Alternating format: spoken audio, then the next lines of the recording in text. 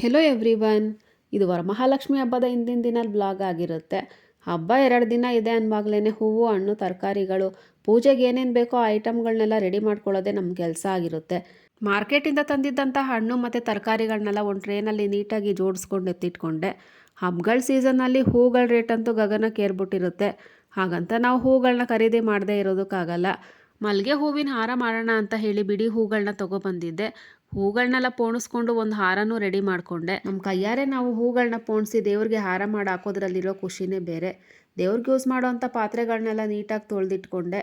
ನಾವು ಯಾವುದೇ ತಾಮ್ರ ಅಥವಾ ಹಿತ್ತಾಳೆ ಪಾತ್ರೆಗಳನ್ನ ಕ್ಲೀನ್ ಮಾಡೋದಕ್ಕಿಂತ ಮುಂಚೆ ಫಸ್ಟು ನಾವು ಆ ಪಾತ್ರೆಗಳಿಗೆ ಹುಣಸೆಹಣ್ಣು ಅಪ್ಲೈ ಮಾಡಿಬಿಟ್ಟು 10-15 ನಿಮಿಷ ಬಿಡಬೇಕು. ಆಮೇಲೆ ಸ್ವಲ್ಪ ಸಬೀನ ಹಾಕಿ ಉಜ್ಜಿ ತೊಳೆಯೋದ್ರಿಂದ ಪಾತ್ರೆಗಳು ಪಳಪಳ ಅಂತ ಹೊಳಿತಾ ಇರುತ್ತೆ. ನೈಟೇ ಪಾರ್ಕಿಂಗ್ ಏರಿಯಾ ಮತ್ತು ಬಾಗಿಲೆಲ್ಲ ತೊಳ್ಕೊಂಡು ರಂಗೋಲಿನೂ ಹಾಕ್ಕೊಂಡೆ. ನಾನು ರಂಗೋಲಿ ಹಾಕ್ಬಿಟ್ಟು ಬರೋ ಅಷ್ಟರಲ್ಲಿ ನಮ್ಮ ಮನೆಯವರು ದೇವ್ರನ್ನ ಕೂರಿಸೋದಕ್ಕೆ ಅಂತ ಹೇಳಿ ಬ್ಯಾಕ್ ಗ್ರೌಂಡು ಮತ್ತು ಟೇಬಲ್ ಅರೇಂಜ್ಮೆಂಟ್ ಎಲ್ಲ ಮಾಡಿದರು. ದೇವ್ರ ಕಳ್ಸೋಕ್ಕೆ ಸೀರೆ ಒಂದು ಉಡ್ಸ್ಕೊಬಿಡೋಣ, ಮಿಕ್ಕಿದ ಅಲಂಕಾರ ಎಲ್ಲ ಬೆಳಗ್ಗೆ ಮಾಡ್ಕೊಳ್ಳೋಣ ಅಂತ ಹೇಳಿ ಕಳಸ ಎಲ್ಲ ರೆಡಿ ಮಾಡಿಕೊಂಡು ಸೀರೆನ ನೆರಿಗೆ ಮಾಡಿಕೊಂಡೆ.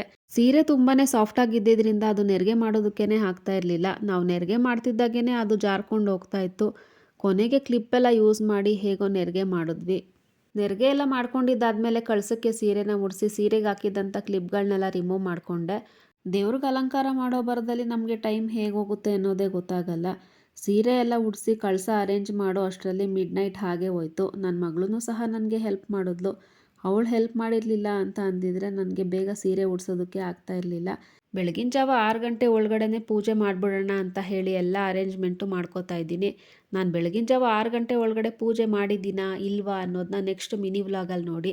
ನೀವು ಹಬ್ಬಕ್ಕೆ ಯಾವ ರೀತಿ ಪ್ರಿಪ್ರೇಷನ್ ಮಾಡ್ಕೊಂಡಿದ್ದೀರಾ ಅನ್ನೋದನ್ನ ಕಮೆಂಟ್ ಮಾಡಿ ಹೇಳಿ. Thanks for watching. Wait for the next video.